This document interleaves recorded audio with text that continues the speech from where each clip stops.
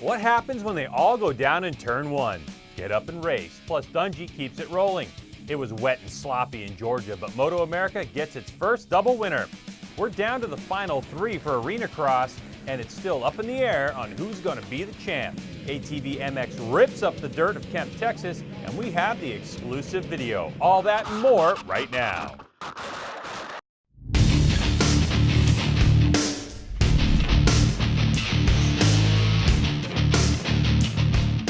Hi, it's good to have you here with us on the Racer X Show. I'm Greg. Along with all that stuff you saw on the tees, we have some MotoGP and World Superbike information, plus news from the Supercross paddock. Good times ahead, so let's get after it. The Racer X Show with Greg White is being presented by Acerbis, Soul and Passion, and by Yoshimura, the leader in performance exhausts. To open us up, the Supercross segment presented by Acerbis, which did you see Dungey run his Acerbis hands guard during the race? All right, I'm getting ahead of myself because we're going to talk Monster Energy Supercross and the 250 West final race, which happened at Levi Stadium in Santa Clara, California over the weekend, where Yamalube Star Racing Yamaha's Cooper Webb, he's already wrapped up the championship. So it was a free-for-all with nothing on the line but a win. And after the gate drop, things got turn one ugly. Check this out.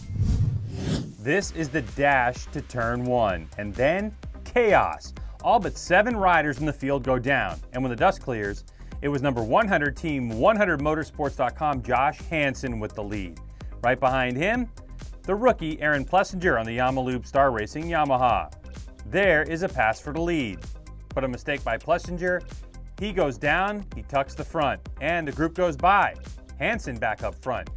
Then Webb from being down in turn one to the lead. Hansen fights back, Webb scrubs to Hansen's jump over the triple, and that is the race. That's how you do it, champ. Crash what? Red Bull KTM's Hill with his second podium of the season. CycleTrader.com's Alex Martin, also his second. But let's give it up for Webb. It was a wild race for sure, you know, with everybody going down on the start. I knew I went down and I was looking around just seeing who was down, and once I saw that I was like, man, it's a race to get their bike up first. And yeah, I'm watching it right now. It's that's crazy that the guys that made it out, but yeah, everybody went down, it looks like. When it comes to the Premier class, Red Bull KTM's Ryan Dungey has had a great season. So why not take it easy, rest up for the Pro Motocross season coming up, just be a part of the show. Not Dungey's plan. He doesn't want to fade into the background. He has a job to do. And this dude, he's been Employee of the Month since February. Gate drop, mad dash to turn one, and no repeat of the 250, thank goodness. Instead, it's Justin Barcia, Autotrader.com Toyota Yamaha, out front with the lead. A good jump for him. He was out since round 6 until last week in Houston. He was followed closely by Discount Tires' Chad Reed on the Kawasaki. Your champion, Ryan Dungey, in third. Reed was chasing Barcia when this miscue caused the Aussie to hit the deck. He'd remount to finish 8th. Now Dungey with a clear shot at Barcia. He makes the most of it, motors on by, and that would be the race. Dungey with his 21st career win. Tomac still suffering from so-so starts in second. But how about Weston Pike, his first podium in 67 starts? Congratulations, Weston, and congratulations to Ryan. You know, I enjoyed last week, I enjoyed all week, but this week I really I wanted to come out swinging. You know, there's still a lot to accomplish ahead, and I want to keep focused on that. But Team Red Bull KTM, you know, we struggled a little bit in practice, but we got it dialed, and the boys did a good job. A couple good starts tonight, and Dunlop tires were hooking up good. If you haven't heard, Davey Millsaps and Monster Energy Kawasaki have parted ways, to put it nicely. If you're interested in learning more about what they said, what he said, shoot on over to RacerXOnline.com. Center section is the latest news. They have it all for you. Okay, this is a big one, people. Supercross Saturday, live on Fox. Like I'm talking American Idol Fox from MetLife Stadium, just outside of New York City. Coverage begins at 3 p.m. East, noon Pacific. Everyone has Fox, so tune in. It's 3 hours of coverage. The big moment for the series, and that is our Supercross segment, presented by Acerbis. We now bring you the road race segment presented by Yoshimura. And we'll start you with Moto America highlights from round 2 and the new AMA Road Race Series' first attempt at putting on a race by themselves.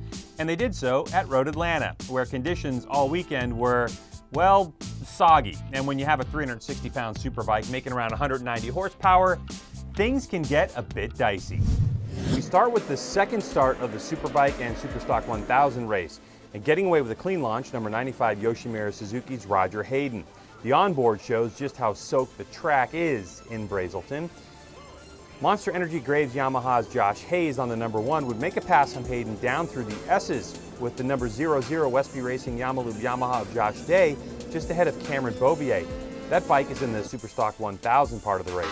Hayden would get by Hayes again to take the point, and then with Monster Energy Graves Yamaha's Beaubier chasing and making a move, Hayden, with a brief touch of the paint stripe, slams his GSXR 1000 to the ground. With other fallers around the track, the red flag came out and the race is over. Cameron Beaubier, your winner. Hayes ahead of Lewis, with Bernard Martinez continuing his great start to the season in third. Same day, just a couple hours later, and race 2 gets underway, and Hayden with the whole shot again. Heading down into the S's, it's Hayes, Lewis, and Ducati Superstock 1000, the 75 of Huntley Nash in the mix. Beaubier behind Hunt. Even with traction control, Lewis still had this big moment, trying not to let the two up front get away. Fast forward, as Hayden is getting away, Hayes makes this mistake exiting turn 5, so Hayden is gone. Now the fight is between Lewis and Beaubier, but then with the drying track and lap times picking up, Hayden throws it away. The onboard shows it. A few laps later, and it's Yamaha versus Suzuki in a braking duel, with number 6 Beaubier inside for the lead. In third overall and leading the Superstock 1000 class, Road Race Factory Red Bull Yamaha's Jake Gagne. But for the win, all by himself, and his first double of his Superbike career, Cameron Beaubier.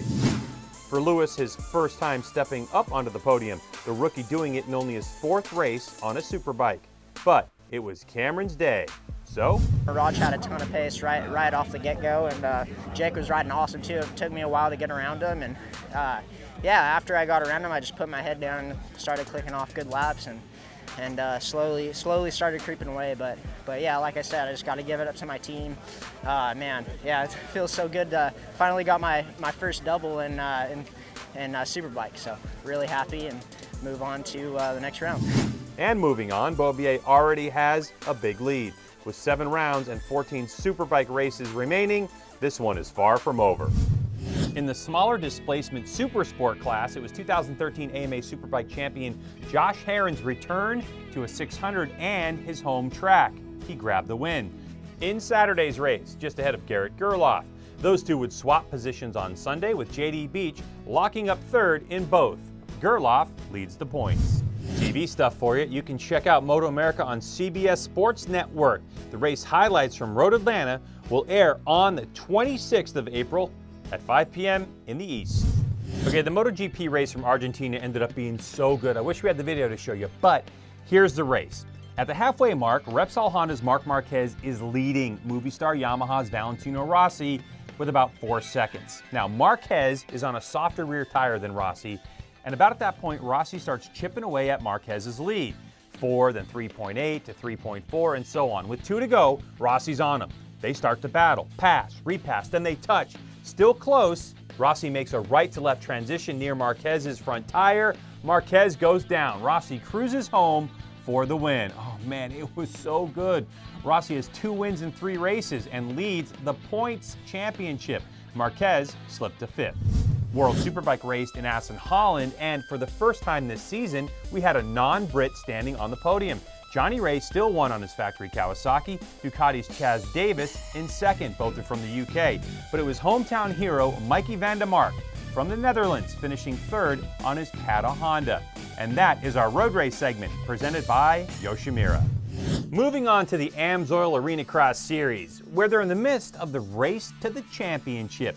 For the top 10, the points reset and the last 6 races decide the champ.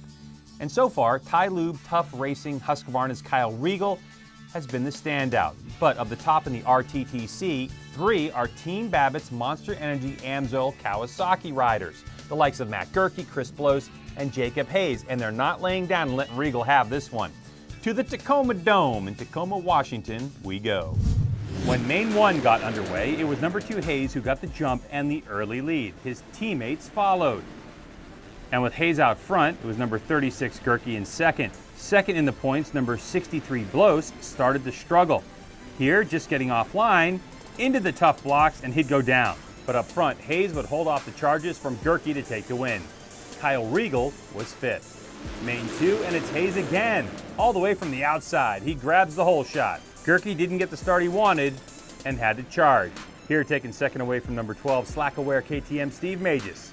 Next to go past Mages, number 4, Kyle Riegel, an important pass for the championship. But for the first time this year, Jacob Hayes wins both main events and closes in on Riegel for that number 1.